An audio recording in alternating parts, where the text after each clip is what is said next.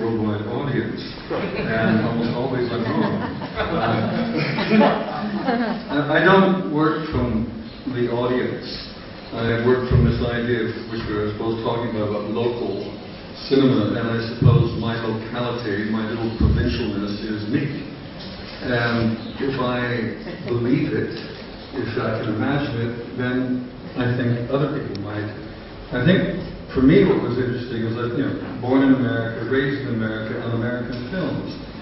And as I got older, I discovered European films, and I thought, there's an incredible world out there. There's more to life than Rock Hudson and Doris Day.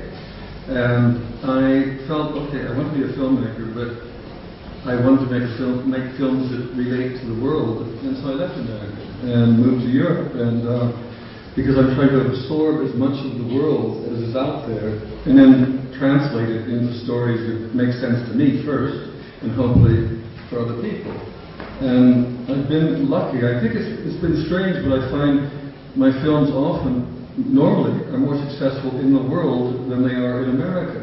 So maybe I've lost my ability to communicate with America in the same way. I know I have difficulty communicating with the Hollywood studios, and that's a different language. Mark knows that language well, and it's a very different language.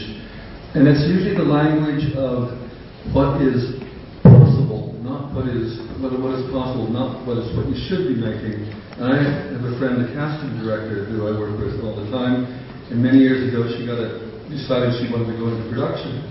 And she got a job at one of the studios and became an executive there. And this is a very intelligent woman, very knowledgeable, very interested in all sorts of ideas and possibilities. Within 2 or 3 months working in the studio as an executive, she was only interested in what was possible to get through that particular system that week or that month. And her whole worldview collapsed.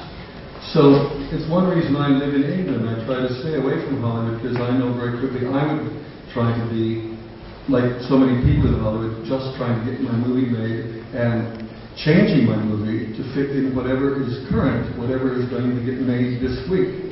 And so I stay away from that. And I don't think about the audience. I just think about having a story or an idea that I believe in passionately, that I think is truthful, that is entertaining, that will keep people awake for a couple of hours, basically. And maybe, and just maybe, you make them think at the end of the experience, that they go away from the cinema not like you do in so many films,